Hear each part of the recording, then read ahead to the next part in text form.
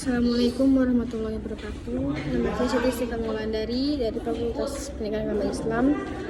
Saya di sini ingin sedikit menceritakan sejarah dari kisah Rabi'atul Adawiyah. Siapa itu Rabi'atul Adawiyah?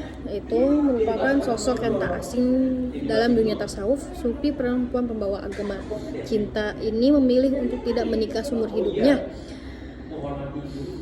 karena beliau sangat-sangat cinta terhadap Allah, bukan karena cinta semata-mata, tapi hanya cinta tentang agamanya, tentang kepasyahannya, kesolehahannya yang sangat-sangat tekun terhadap agama Islam. Dalam buku Khazanah Orang Besar Islam dari penakluk Yerusalem hingga angka 0, Raya R.A. Gunadi dan Muhammad Solehi disebutkan Rabi'atul Adawiyah lahir tahun 713 Masehi di Basrah, Irak. Kemudian orang tuanya meninggal tatkala ia masih kecil, dan ketiga kakaknya juga meninggal saat wabah kelaparan melanda Basrah. Rabi'ah al-Adawiyah kecil harus hidup mandiri dan asing. Ia pernah menjadi budak, dan ketika ia bebas, ia memilih menjalani hidup di tempat-tempat sunyi untuk melintasi sebuah tikar lusuh, sebuah periuk dari tanah, dan sebuah batu bata adalah harta yang paling ia miliki pada saat itu. Jadi Rabi'atul Adawiyah itu pernah menjadi budak, lalu dia dikerjakan secara paksa. Pada saat itu kisahnya Rabi'atul Adawiyah sedang puasa, dan di saat itu tuannya tidak membolehkan ada Rabi'atul Adawiyah untuk membuka puasa sedikit pun. Sampai akhirnya Rabi'atul Adawiyah disiksa di saat puasa dan belum sama sekali membatalkan puasa itu. Sejak itu Rabi'atul Adawiyah mengabdi seluruh hidupnya pada Allah Subhanahu wa taala. Setiap waktu ia terus berdoa, berzikir, hidupnya benar-benar semata untuk kehidupan akhirat saja, sampai ia mengabaikan urusan dunia. Dia tidak pernah memperhatikan dunianya, dia hanya memperhatikan kehidupan akhirat saja, karena menurut dia kecintaan dia terhadap Allah Subhanahu wa taala tidak ada artinya lagi di dunia. Dia hanya memikirkan seluruh hidup dan hampir hayatnya di akhirat. Konsep cinta dalam Sufisme Rabi'ah al-Adawiyah, kecintaan Rabi'atul Adawiyah pada Allah Subhanahu wa taala membuat memilih untuk melajang seumur hidupnya. Sufisme Rabi'ah al-Adawiyah telah mencapai mahabbatullah, cinta pada Allah, dan konsep mahabbah inilah yang membuat menjadi pembawa agama cinta. Jadi Rabi'atul Adawiyah ini sangat-sangat merelakan kelajangannya hanya untuk Allah semata, karena mahabbatullahnya itu sangat-sangat membawa agama menjadi satu-satunya di hatinya dan di jiwanya. Cinta Rabi'ah al-Adawiyah bukanlah cinta yang mengharap balasan.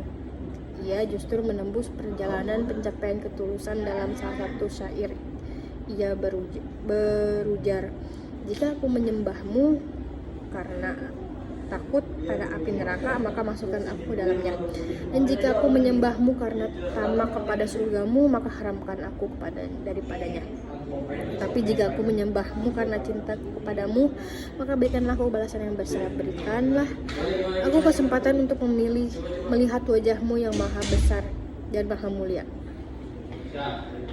Jadi Rabi'atul Adawiyah sangat-sangat cinta, sangat tulus, karena dia sampai merelakan jasadnya jika ia menyembah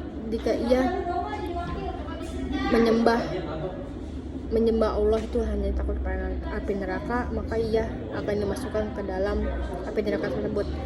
Tapi jika ia menyembah karena surga, maka haramkanlah juga surga tersebut. Tapi jikalau Rabi'atul Adawiyah itu cinta tulus kepada Allah Subhanahu wa taala, maka ia berharap untuk diberikan balasan yang sangat besar, dan diberikan kesempatan untuk melihat Allah Subhanahu wa taala yang sangat mulia.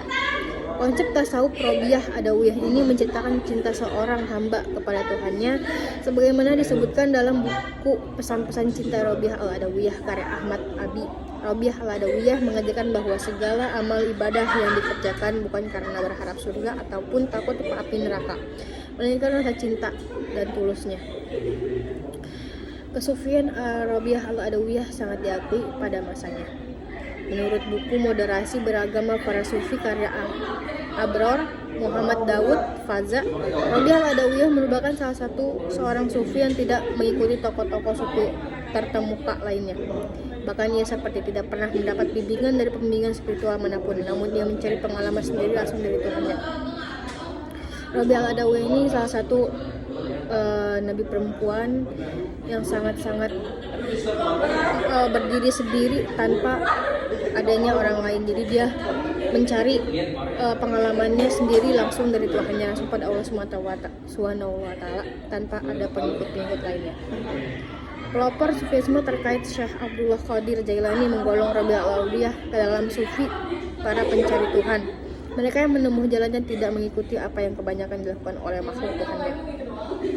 Sebab kata Syekh Abdul Qadir Jailani, Tuhan telah membersihkan hati mereka dari segala hal yang memusatkan hati mereka kepada selain Allah Subhanahu wa Ta'ala. Jadi itulah singkat cerita Robiyah Al-Adawiyah yang sangat-sangat membuat saya tertarik untuk mengambil kisah sejarah tersebut. Jadi kita sebagai perempuan harus punya pendirian sendiri tanpa adanya orang lain. Mungkin itu yang bisa saya ambil dari kesimpulannya. Kurang lebihnya mohon dimaafkan. Wabillahi taufiq wal hidayah. Wassalamualaikum warahmatullahi wabarakatuh.